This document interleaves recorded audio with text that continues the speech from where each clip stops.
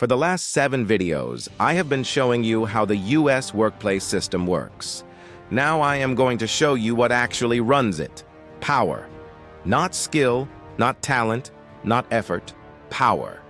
And until you understand the difference between having ability and having power inside an American organization, you will keep losing to people who have less of the first and more of the second. Subscribe right now because everything from this point forward changes. The first 7 videos diagnose the disease. These next videos give you the cure. Let me tell you about 2 people who worked in the same Fortune 500 company on opposite sides of the same building. The first is a brilliant engineer. He has the strongest technical skills on his entire floor. When the system crashes at 2 a.m., he is the one they call. When the audit team needs the impossible report, he is the one who builds it. For 6 years, he has been Employee of the Quarter twice and earned every performance bonus available. His title has changed exactly once. His salary band has not moved in 3 years. The second person works in operations on the floor below. She is not the most technically skilled person in her department. Her output is good, but not exceptional. But she has spent 6 years doing something the engineer never thought to do. She has built relationships with 12 senior leaders across 4 departments.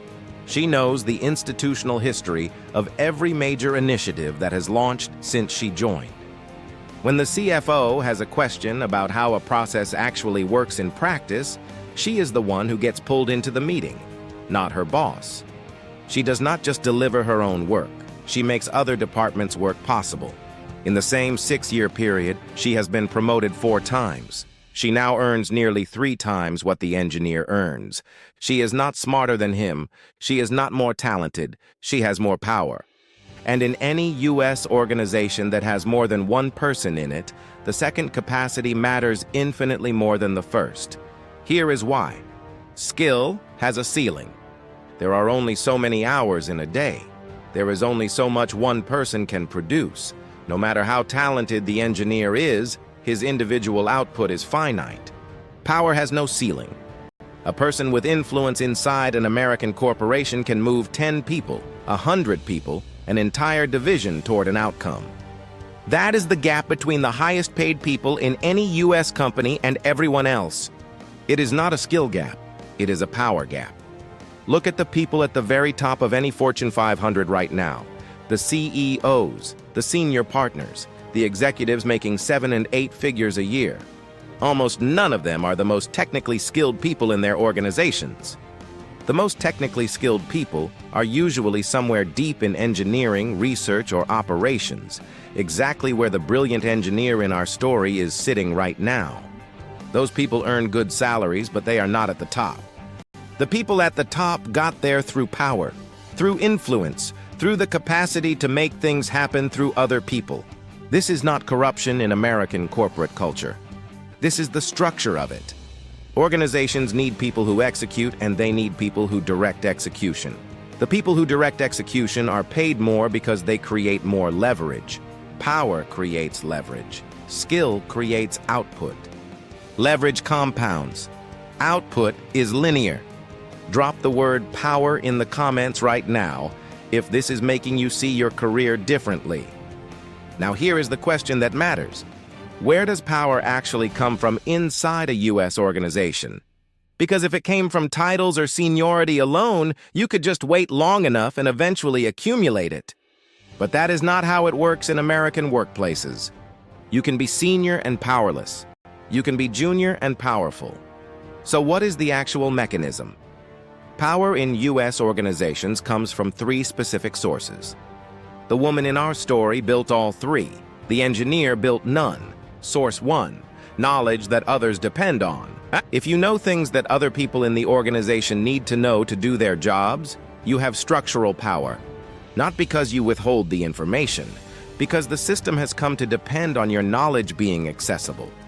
A person who understands the institutional history of how a process was built, the relationships behind a key client, the political backstory of a major decision. That person becomes the place the system goes when it needs answers. Without them, things slow down. With them, things move.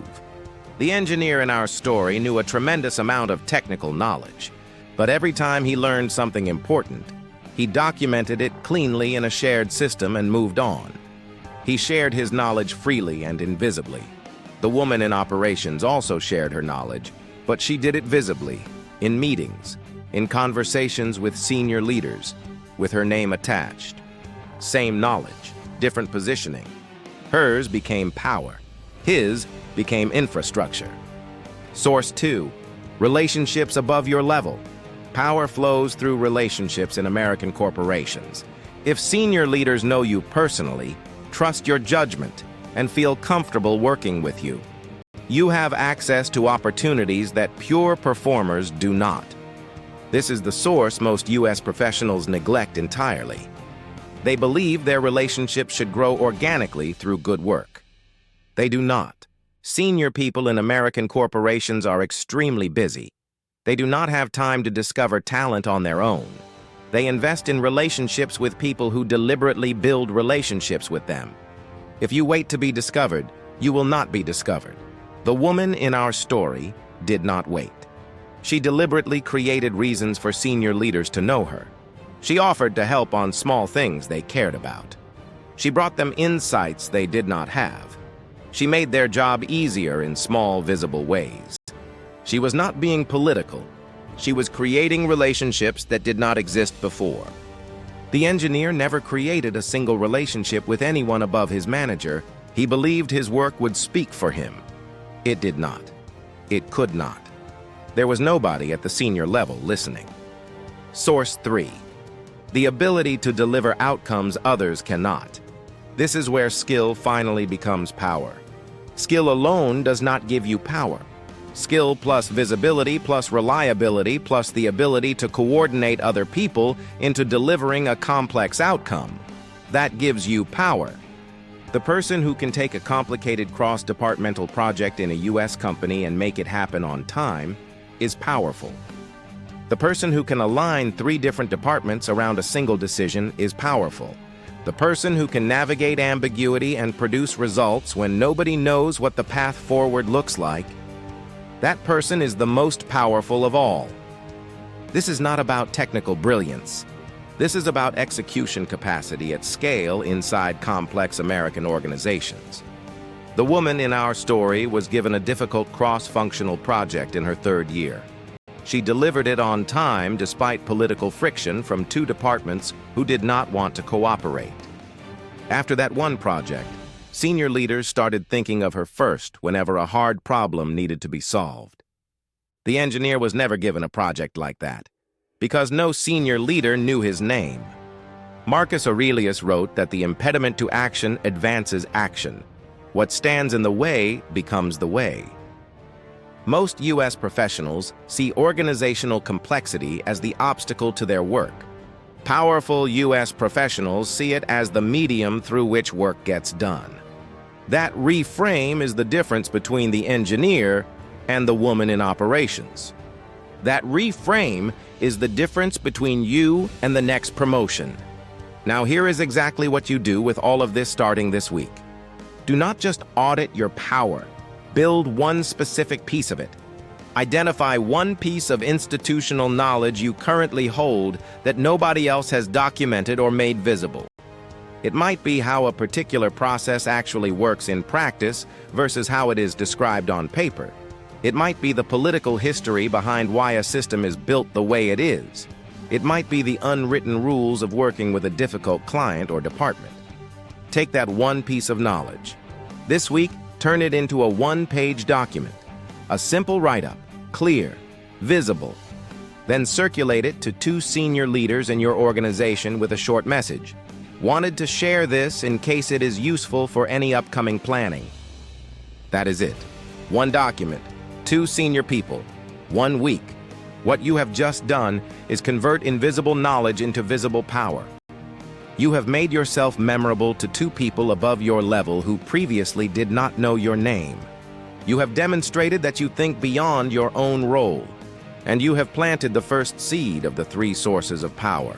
Knowledge that is now visibly attached to you, a beginning of a relationship with someone senior, and a small but real demonstration that you can produce something useful across the organization. This is how power gets built in U.S. workplaces. Not in one dramatic move. In small, deliberate, weekly actions that compound over months and years, power is not given. It is constructed. One conversation, one relationship, one delivered outcome at a time. The engineer is still at the same level today. He is still brilliant. He is still being passed over. The woman is now a senior director and being recruited to other Fortune 500 companies at twice her current salary. The difference between them was never skill. The difference was power. Like this video, if it changed how you see what actually matters in your U.S. career. Share it with someone who is highly skilled and being overlooked. They need to understand the difference. And subscribe. Because in the next video, we go into one of the most uncomfortable truths in this entire series. Why being liked at work is quietly making you weaker. And how the most respected people in any U.S. organization are almost never the most well-liked. Do not miss it.